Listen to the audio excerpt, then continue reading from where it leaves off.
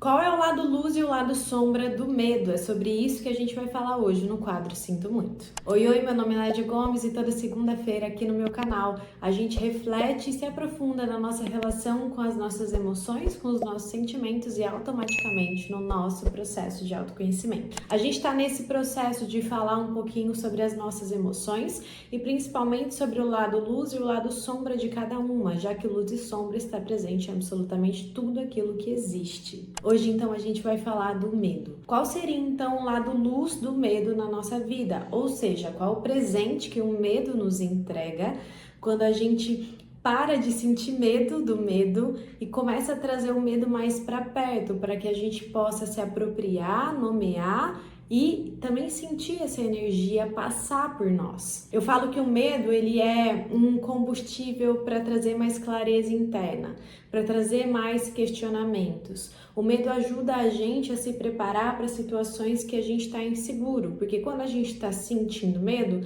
a gente acessa um estado de alerta, uma sensação de perigo. E aí é importante a gente também entender que tem perigos que a gente sente e acessa que são reais e perigos que são acessados e engatilhados com base na nossa história. Por isso, se você tem um desafio grande ao lidar com o medo, se sente com medo constantemente, medo de perder, medo de ser rejeitado, medo de ser abandonado, é importante você se aprofundar na sua relação, inclusive pedindo ajuda, para que você possa se entender mais a partir dessa história e automaticamente entender mais da sua história a partir desse sentimento. Porque mesmo que o medo que você esteja sentindo não seja um medo real, ele conta talvez do seu funcionamento. Ele conta talvez de coisas da sua história que foram vividas, traumas que estão aí pedindo para algum momento serem processados, serem elaborados. Para a gente se aprofundar um pouco mais nessa percepção, trazendo um exemplo prático do dia a dia, o medo é importante de ser sentido na vida, já que ele é um sentimento humano, uma emoção básica humana, ou seja, ninguém nessa vida humana vai passar por essa vida sem sentir medo, ou seja, a gente não precisa ter medo do medo. E aí quando a gente pensa num exemplo prático para entender mais dessa energia na nossa vida, a gente precisa entender que o medo faz parte e que ele ajuda a gente a se preparar mais para a vida e entrar em contato mais com a nossa história. Quando a gente pensa que para atravessar a rua, eu preciso me relembrar que a rua é um lugar onde carros passam e eu corro risco, se eu não olhar, se eu não tomar cuidado de ser, por exemplo, atropelada, quando eu vou atravessar a rua, se eu não sinto medo nenhum, eu só vou e me jogo e nem olho para os lados. Criança é muito assim, né? Criança é muito destemida. Uma criança só vai. A gente, quando cresce, começa a ter um pouco mais de contorno quanto às nossas emoções, quanto aos nossos sentimentos e quanto à percepção das coisas que nos acontecem em volta. Ou seja, se eu não sinto medo de ser atropelada, eu não vou ter esse cuidado. Então, a gente pode falar que o lado luz do medo é acionar a gente para um cuidado. Claro que se a gente quer tomar muito cuidado com tudo o tempo todo, talvez seja importante a gente acender uma bandeirinha de alerta para perceber se a gente não está vivendo num estado hipervigilante.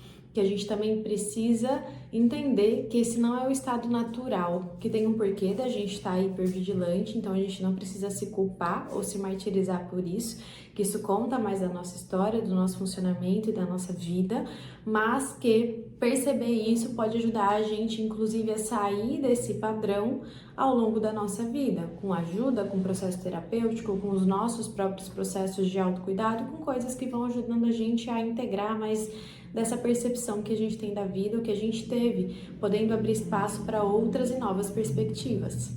Já o lado sombra do medo, ou seja, o que o medo nos entrega quando a gente tem medo de sentir medo, não reconhece o medo que a gente sente e não se permite sentir esses sentimentos, igual eu disse em um dos vídeos, que é importante a gente se relembrar, que a gente só aprende a criar um vínculo saudável com as nossas emoções quando a gente para de temê-las, quando a gente deixa elas existirem e deixando elas existirem a gente deixa elas passarem por nós.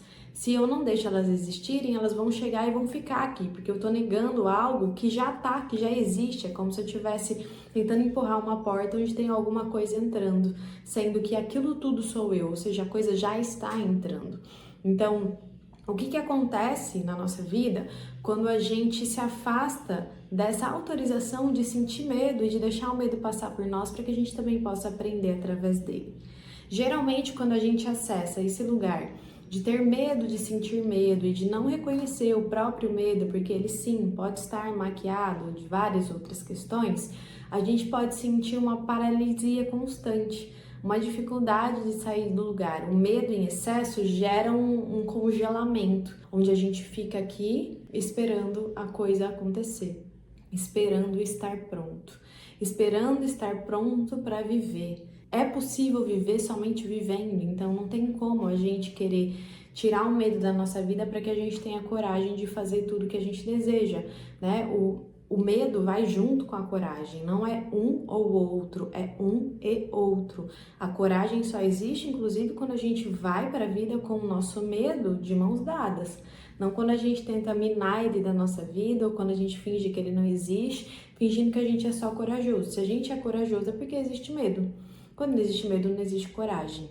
Então, muitas vezes o medo nos coloca nesse estado de inércia, nesse estado de esperar sempre estar pronto, quase como se a gente fosse uma receita de bolo, que tivesse um momento em que apitasse ali o forno e a gente estivesse pronto para ir para a vida, sendo que a vida ela nos prepara enquanto a gente vai vivendo para ela e a gente vai se desconstruindo, vai mudando. Então, o medo faz parte da nossa vida. E outra sensação que você pode sentir com o lado sombra do medo é esse estado que eu disse anteriormente também de hipervigilância.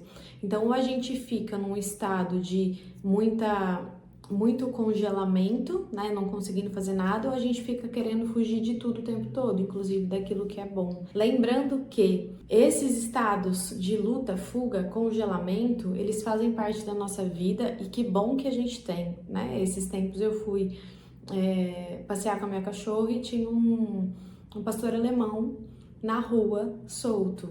E eu fiquei com medo, e a minha resposta foi fugir e ao mesmo tempo enfrentar, então lutar e fugir. Eu gritei com o cachorro na rua e fugi com medo de alguma mordida acontecer, de alguma outra coisa acontecer. Então, isso foi o meu corpo respondendo a um estado de medo. Só que se eu me sinto assim constantemente, se a vida para mim passa a ser um lugar de perigo, talvez seja uma ótima oportunidade para eu me aprofundar nisso que me atravessa, para que eu possa me entender a partir disso. A partir dessas breves reflexões que eu trouxe aqui sobre o medo e unido às reflexões que você tem na sua vida e teve assistindo esse vídeo, me conta aqui embaixo como é a sua relação com o medo e como você acha que a gente pode tornar essa relação mais saudável. Até semana que vem.